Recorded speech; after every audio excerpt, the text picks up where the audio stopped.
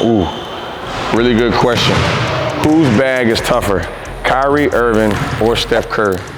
Ooh, that's a really, really tough question. How I could break that down would be, one, Steph Curry. He revolutionized the game shooting the three-pointer. As you see, everybody in the world now goes instantly. As soon as they get to the court, they go right to shooting threes, shooting threes, shooting threes, shooting threes. Steph Curry also changed like the look. If you look at Steph Curry, he doesn't look like a typical top 5, top 10 best player of all time. You know, he's 6'3", about 190, is not exceptionally quick, not really bulky and strong, not crazy athletic, but his skill work and his mentality, I believe, is what really separates himself. Now, Kyrie Irving, he's just a different beast. He is one of the most unguardable players in the NBA. His handle is probably the best handle we've ever seen before, between street handle to NBA handle and kind of blending everything all together.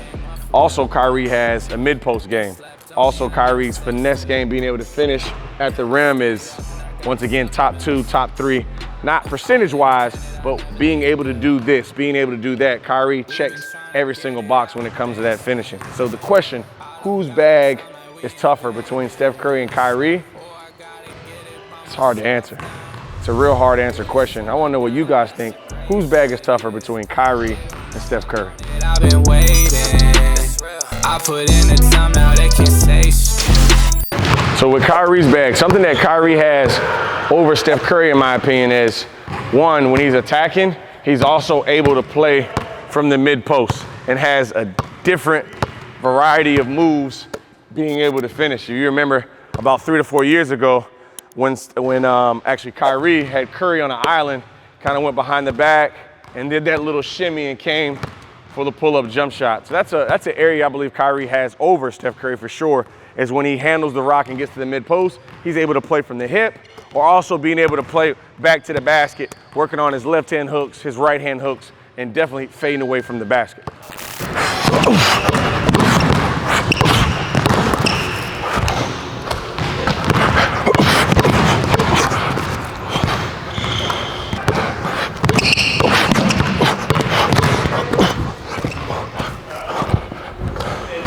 An area that Steph Curry for sure has over Kyrie, in my opinion, is pull-up three. Not only pull-up three, but being able to shoot the three with range. Back in 2015 and 16, I know one of the points of emphasis that Curry was trying to focus on is not only getting into his dribble pickup, but his dribble pickup going right, to have it being quick and efficient, also being able to keep that range with it. As a right-hander, it's a really tough shot, being able to cross somebody up from about 25 to 26 feet and being able to pull going right towards your dominant hand. So that's something that Curry has over Kyrie for sure, is that pull-up three-pointer off the dribble.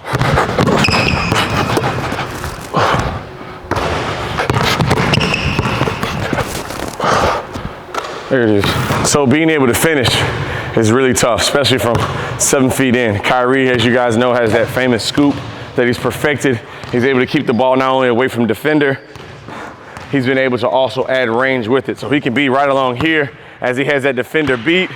He can keep the ball away and be able to scoop the ball, that underhand to the rim. But as he gets the ball away from his defender, he's able to now scoop with range. So anywhere within that 10 to 12 feet, he's able to just throw the ball up and be able to drop right into the basket. As you know, Kyrie here is ridiculous also. He's able to play off 2 feet, take contact, finish with his right hand. He's able to take contact and finish left, off 2 feet and 1 foot. So the best finisher between those two, I would have to give it a tie, just mainly because of the detail of being able to finish athletically and being able to finish unathletically around the rim, and also their great touch with both hands.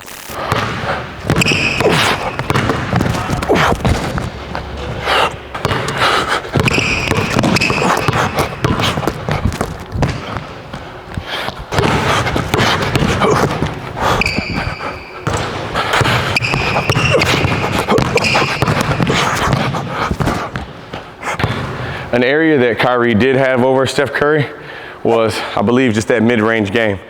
Curry, over the last couple of years, has started to really improve on his pickup in the mid-range. If you've noticed, a couple of years back, he would always float the ball, mainly because his shot was a push shot, and he thought it would get blocked a lot with that low set point, that anytime he was in between 18 feet, he was either getting right into his floater.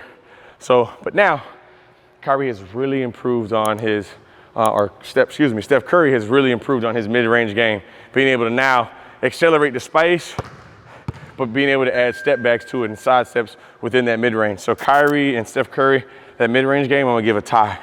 An aspect that Steph Curry has over Kyrie, I think, is moving without the ball. Kyrie understands that setting screens can get you open. Within the Golden State offense, it's a lot of free-flowing movement, pass and cuts, face cuts, L cuts, backdoor screens, and that really obviously plays into Steph Curry's position. It's a wide open offense, a lot of cuts and screens, and also Steph Curry has Klay Thompson. So when they set those backdoor, or not backdoor, but those up screens and down screens, if that defense is not communicating, Steph Curry understands backdoor. He understands go to the slide or get to the corner, and usually the point guard understands that as well, or Draymond Green understands that, and they're able to get the ball to him. So Steph Curry moving without the ball or playing without the ball, I'm putting a check mark over Kyrie Irving, in my opinion. Now we're gonna talk about the defensive end. Now I know what you guys are thinking. Steph Curry doesn't play defense, his defense is trash, it's not that good. False, all that is false. Steph Curry is a pretty good defensive player. The biggest thing is he never shies around from the moment. So sometimes you guys, a lot of the naysayers, he's getting scored on, getting bucketed on, game point.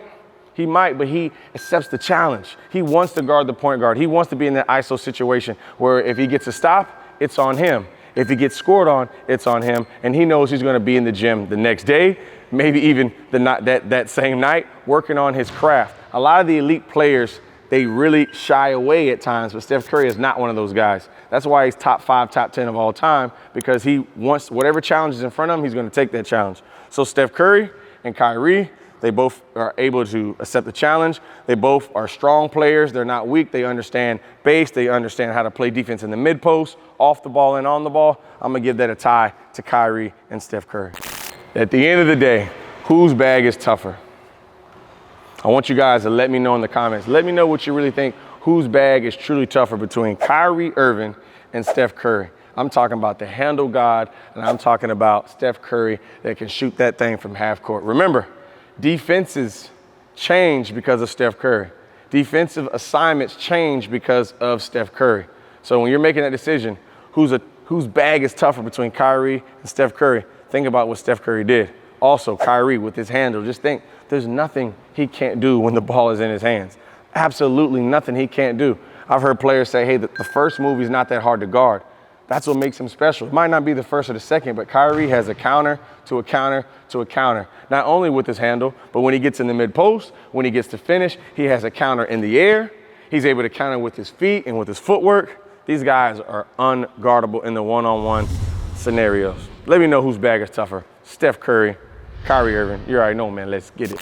If you enjoyed today's video, let me know in the comments below. Give this video a like so YouTube knows you're getting after it. And if you haven't yet, click the subscribe button and the bell notification so you can check out our next videos. See you guys on the next one.